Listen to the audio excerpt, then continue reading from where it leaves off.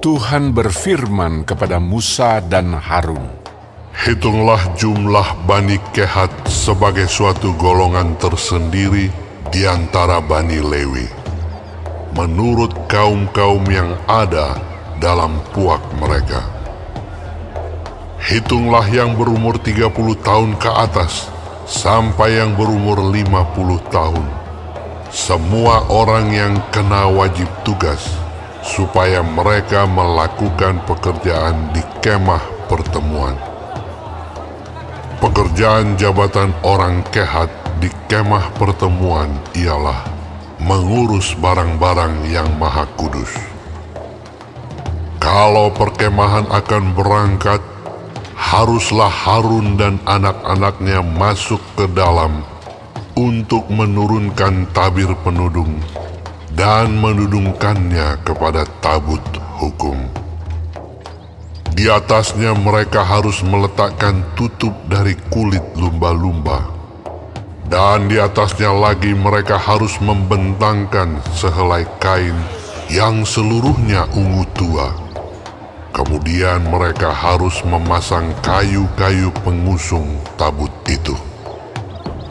Lagi pula di atas meja roti sajian, mereka harus membentangkan sehelai kain ungu tua, dan di atasnya mereka harus meletakkan pinggan, cawan, piala, dan kendi korban curahan. Juga roti sajian harus tetap ada di atasnya. Di atas semuanya itu, mereka harus membentangkan sehelai kain kirmizi, lalu menudungnya dengan tudung dari kulit lumba-lumba. Kemudian mereka harus memasang kayu-kayu pengusung meja itu.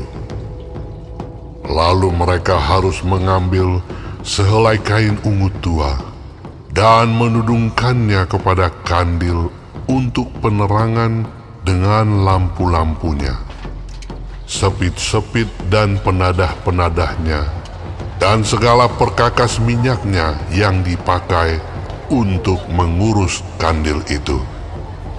Dan mereka harus meletakkannya dengan segala perkakasnya ke atas tudung dari kulit lumba-lumba dan meletakkannya di atas usungan.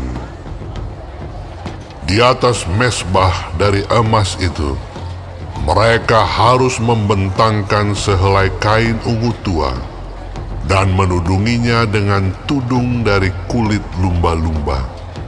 Kemudian mereka harus memasang kayu-kayu pengusung mesbah itu. Lalu mereka harus mengambil segala perkakas yang dipakai untuk menyelenggarakan kebaktian di tempat kudus, meletakkannya di atas sehelai kain ungu tua, dan menudunginya dengan tudung dari kulit lumba-lumba, kemudian meletakkannya di atas usungan.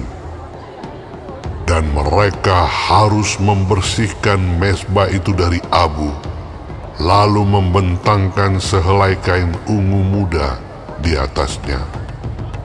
Sesudah itu, meletakkan di atasnya segala perkakasnya yang dipakai untuk mengurusnya, yakni perbaraan, garpu, penyodok, bokor penyiraman, segala perkakas mesbah itu.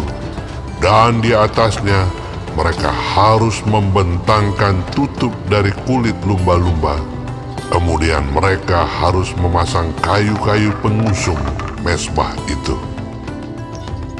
Setelah Harun dan anak-anaknya selesai menudungi barang-barang kudus dan segala perkakas tempat kudus, pada waktu perkemahan akan berangkat, barulah orang Kehat boleh masuk ke dalam untuk mengangkat barang-barang itu. Tetapi janganlah mereka kena kepada barang-barang kudus itu, nanti mereka mati. Jadi itulah barang-barang di kemah pertemuan yang harus diangkat Bani Kehat. Tetapi Eleazar, anak Imam Harun, bertanggung jawab atas minyak untuk penerangan, ukupan dari wangi-wangian, korban sajian yang tetap, dan minyak urapan. Ia bertanggung jawab atas segenap kemah suci dan segala isinya, yakni barang-barang kudus dan perabotannya. Tuhan berfirman kepada Musa dan Harun, Perhatikanlah, supaya Puak Kehat dan kaum-kaumnya jangan musnah binasa dari tengah-tengah orang Lewi. Inilah yang harus kamu lakukan bagi mereka, supaya mereka tinggal hidup dan jangan mati apabila mereka mendekat ke barang-barang maha kudus. Harun dan anak-anaknya haruslah masuk ke dalam dan menempatkan mereka masing-masing di tempat tugasnya dekat barang yang harus diangkat. Tetapi janganlah orang Kehat masuk ke dalam untuk melihat barang-barang kudus itu, walau sesaat pun, nanti mereka mati.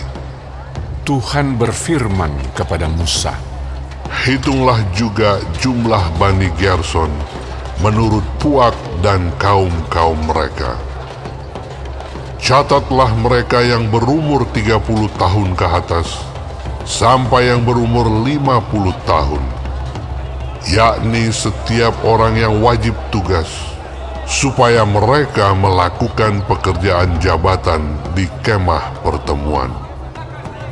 Inilah tugas kaum-kaum Gerson dalam hal pekerjaan jabatan dan pengangkatan barang itu. Mereka harus mengangkat tenda-tenda kemah suci dan kemah pertemuan tudungnya, dan tudung dari kulit lumba-lumba yang ada di atasnya, tirai pintu kemah pertemuan, layar-layar pelataran, dan tirai pintu gerbang pelataran yang ada sekeliling kemah suci dan mezbah, dengan talinya dan segala perkakas untuk pekerjaan jabatan mereka. Dan mereka harus melakukan segala tugas yang perlu berkenaan dengan semuanya itu. Seluruh pekerjaan jabatan Bani Gerson harus dilakukan sesuai dengan perintah Harun dan anak-anaknya, yakni segala tugas pengangkatan barang dan pekerjaan jabatan itu. Kamu harus membuat mereka penanggung jawab atas segala yang harus diangkat mereka.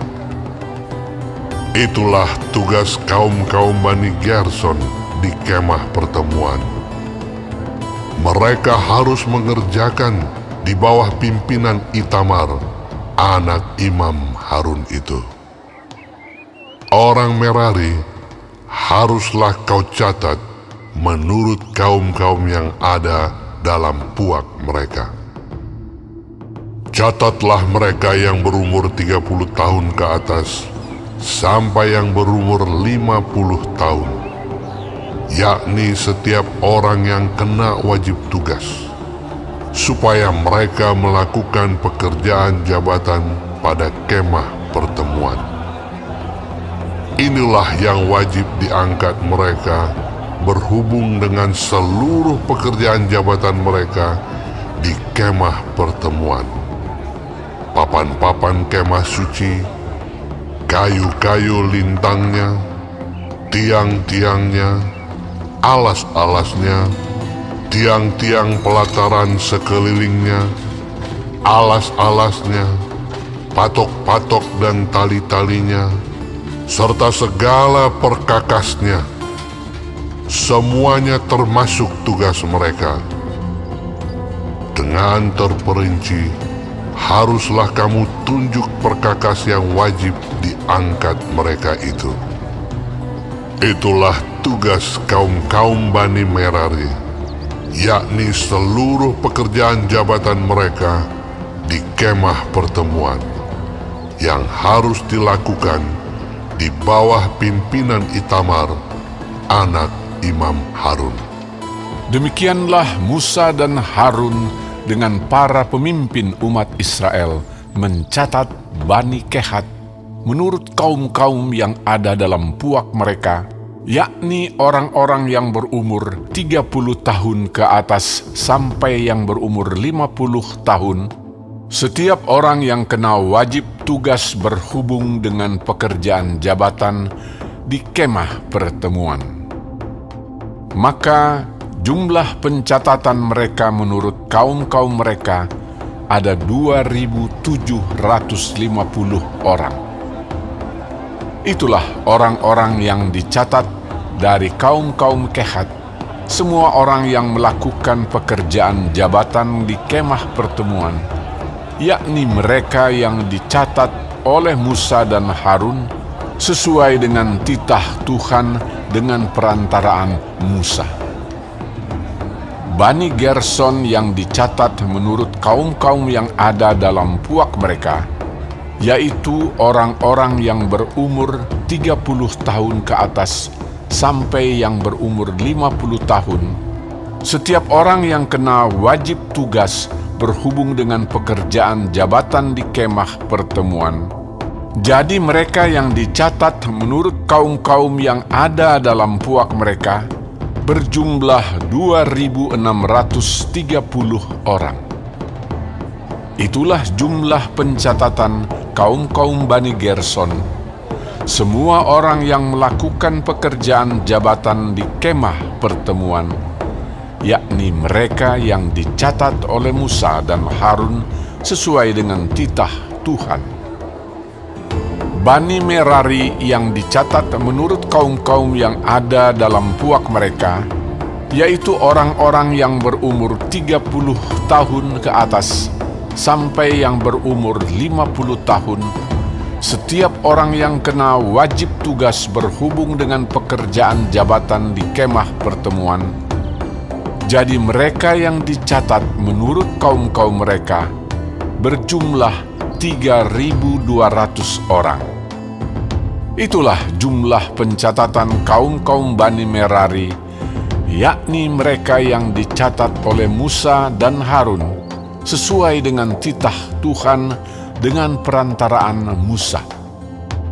Semua orang Lewi yang dicatat oleh Musa dan Harun dengan para pemimpin Israel menurut kaum-kaum yang ada dalam puak-puak mereka, yakni orang-orang yang berumur 30 tahun ke atas sampai yang berumur 50 tahun, setiap orang yang wajib melakukan pekerjaan jabatan di kemah pertemuan dan pekerjaan pengangkatan barang. Jadi mereka yang dicatat berjumlah 8.580 orang. Sesuai dengan titah Tuhan dengan perantaraan Musa, maka mereka masing-masing dibuat penanggung jawab atas apa yang harus dikerjakan dan diangkatnya. Demikianlah mereka dicatat seperti yang diperintahkan Tuhan kepada Musa.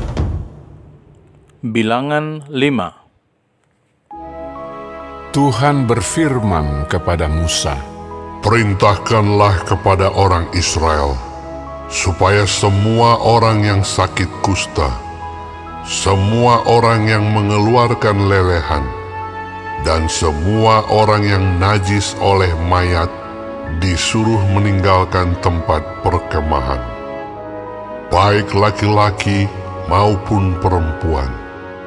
Haruslah kau suruh pergi keluar tempat perkemahan, haruslah mereka kau suruh pergi, supaya mereka jangan menajiskan tempat perkemahan di mana aku diam di tengah-tengah mereka." Maka orang Israel berbuat demikian. Mereka menyuruh orang-orang itu meninggalkan tempat perkemahan, seperti yang difirmankan Tuhan kepada Musa, demikianlah diperbuat orang Israel.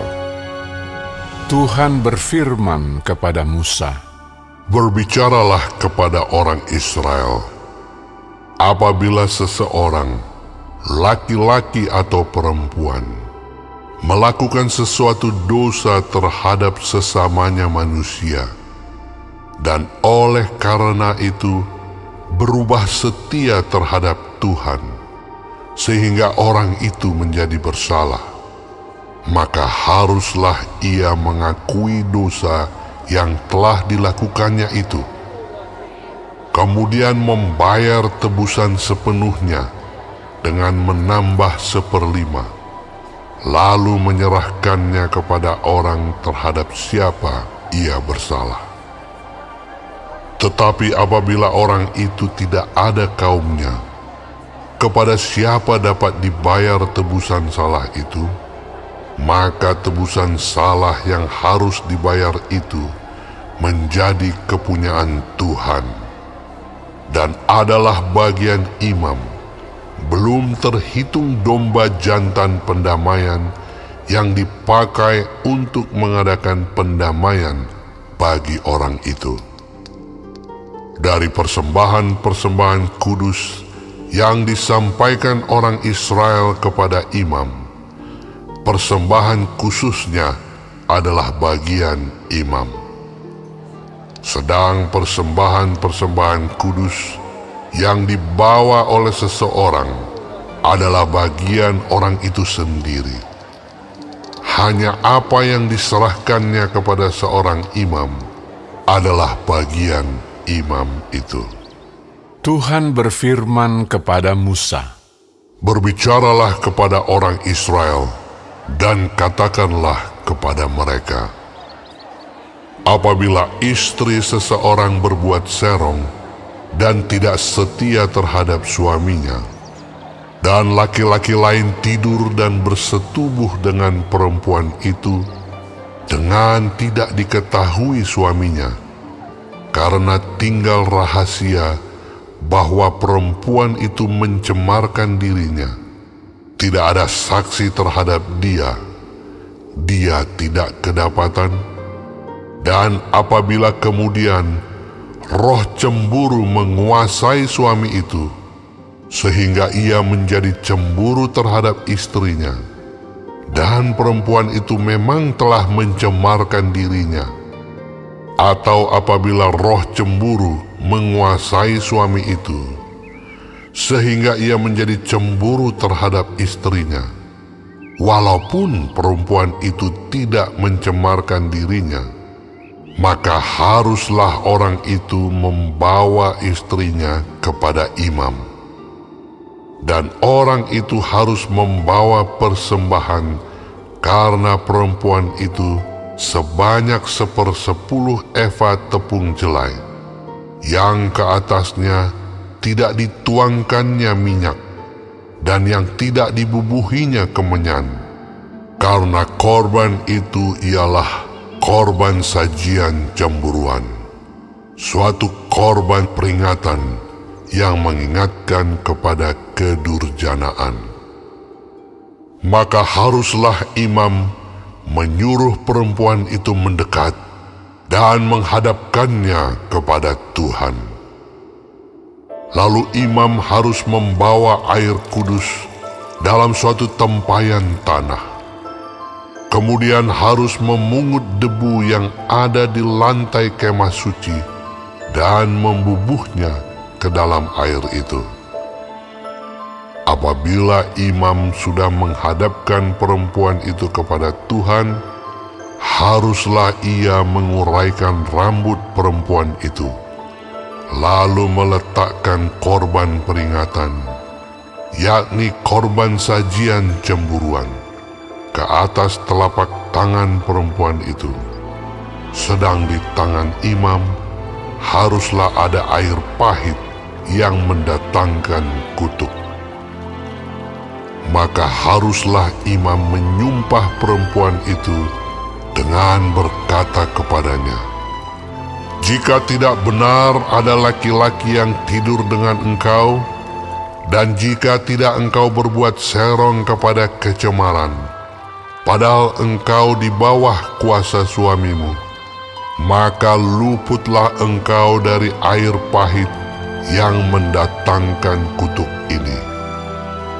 Tetapi jika engkau, padahal engkau di bawah kuasa suamimu, berbuat serong dan mencemarkan dirimu, oleh karena orang lain dari suamimu sendiri bersetubuh dengan engkau, dalam hal ini haruslah imam menyumpah perempuan itu dengan sumpah kutuk. Dan haruslah imam berkata kepada perempuan itu, maka Tuhan kiranya membuat engkau menjadi sumpah kutuk di tengah-tengah bangsamu dengan mengempiskan pahamu dan mengembungkan perutmu. Sebab air yang mendatangkan kutuk ini akan masuk ke dalam tubuhmu untuk mengembungkan perutmu dan mengempiskan pahamu. Dan haruslah perempuan itu berkata, Amin, amin. Lalu imam harus menuliskan kutuk itu pada sehelai kertas dan menghapusnya dengan air pahit itu. Dan ia harus memberi perempuan itu minum air pahit yang mendatangkan kutuk itu. Dan air itu akan masuk ke dalam badannya dan menyebabkan sakit yang pedih.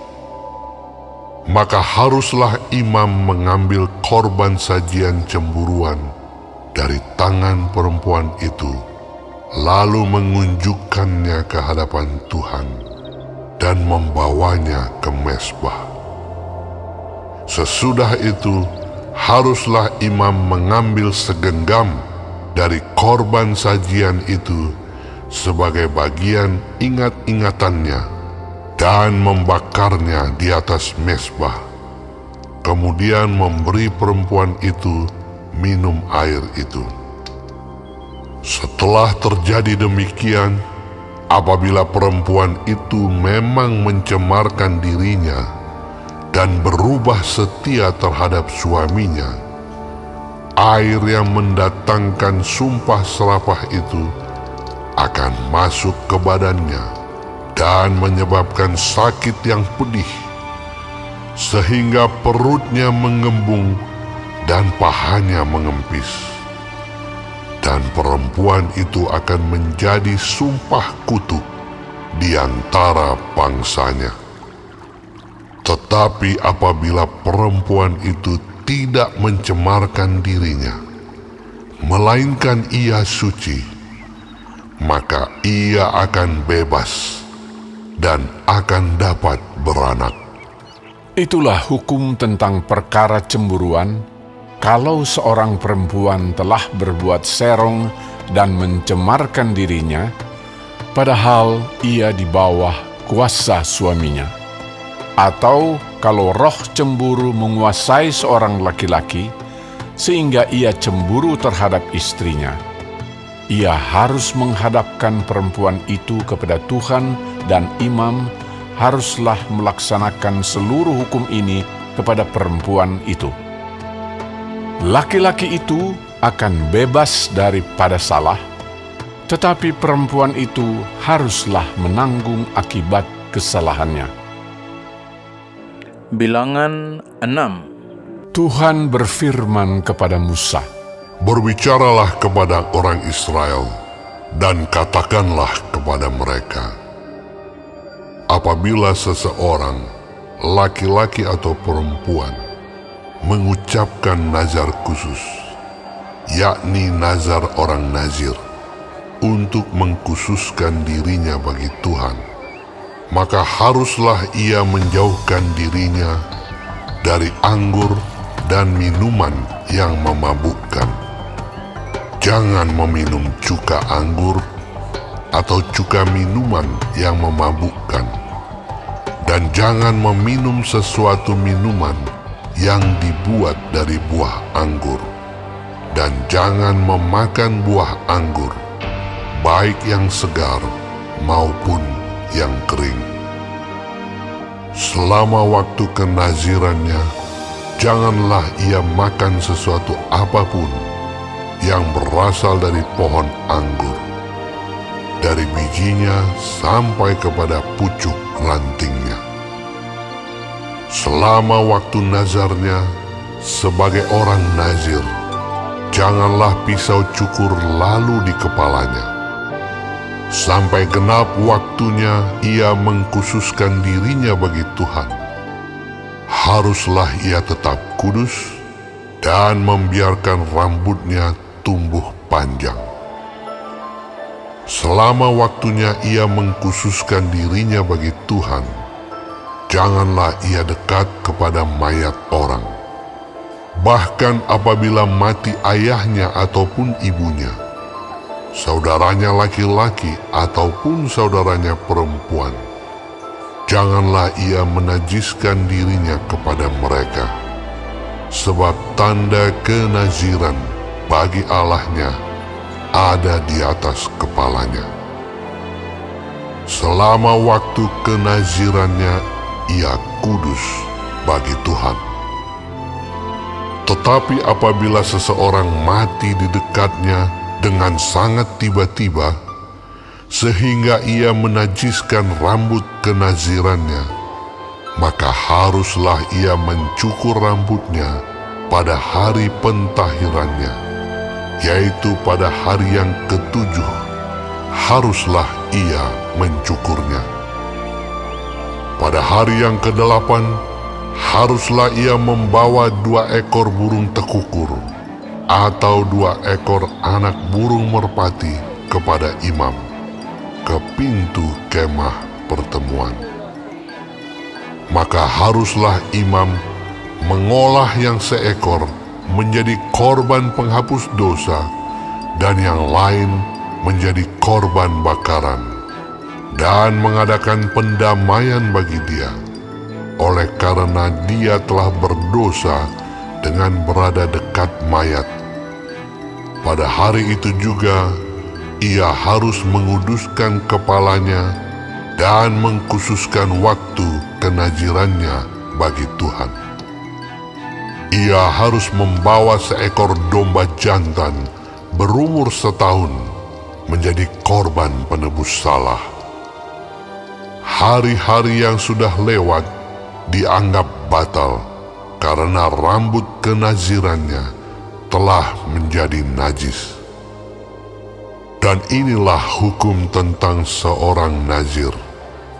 Apabila waktu kenazirannya genap, ia harus dibawa ke pintu kemah pertemuan, dan ia harus mempersembahkan sebagai persembahannya kepada Tuhan seekor domba jantan berumur 1 tahun yang tidak bercela untuk korban bakaran, dan seekor domba betina berumur 1 tahun yang tidak bercela untuk korban penghapus dosa, dan seekor domba jantan yang tidak bercela untuk korban keselamatan. Juga sebakul roti yang tidak beragi, yakni roti bundar dari tepung yang terbaik, yang diolah dengan minyak, dan roti tipis yang tidak beragi diolesi dengan minyak, serta dengan korban sajian dan korban-korban curahannya. Lalu haruslah imam membawa semuanya itu ke hadapan Tuhan dan mengolah korban penghapus dosa dan korban bakarannya. Domba jantan itu haruslah diolahnya sebagai korban keselamatan bagi Tuhan, beserta sebakul roti yang tidak beragi itu. Juga haruslah imam mengolah korban sajian dan korban curahannya. Maka haruslah orang nazir itu mencukur rambut kenazirannya di depan pintu kemah pertemuan, lalu mengambil rambut kenazirannya itu dan melemparkannya ke dalam api yang di bawah korban keselamatan. Imam haruslah mengambil paha depan domba jantan itu sesudah dimasak, dan satu roti bundar yang tidak beragi dari dalam bakul, dengan satu roti tipis yang tidak beragi, lalu meletakkannya ke atas telapak tangan orang Nazir itu. Setelah orang ini mencukur rambut kenazirannya, kemudian haruslah imam mengunjukkan semuanya itu ke hadapan Tuhan sebagai persembahan unjukan. Semuanya itu menjadi bagian kudus bagi imam, beserta dada persembahan unjukan, dan beserta paha persembahan khusus.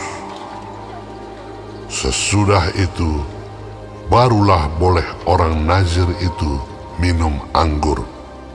Itulah hukum tentang orang Nazir yang menazarkan persembahannya kepada Tuhan berdasarkan kenazirannya, belum dihitung apa yang ia mampu mempersembahkan di samping itu, sesuai dengan bunyi nazar yang diikrarkannya. Demikianlah harus dilakukannya berdasarkan hukum tentang kenazirannya. Tuhan berfirman kepada Musa, "Berbicaralah kepada Harun dan anak-anaknya. Beginilah harus kamu memberkati orang Israel. Katakanlah kepada mereka, Tuhan memberkati engkau dan melindungi engkau. Tuhan menyinari engkau dengan wajah-Nya dan memberi engkau kasih karunia. Tuhan menghadapkan wajah-Nya kepadamu dan memberi engkau damai sejahtera." Demikianlah harus mereka meletakkan namaku atas orang Israel, maka aku akan memberkati mereka.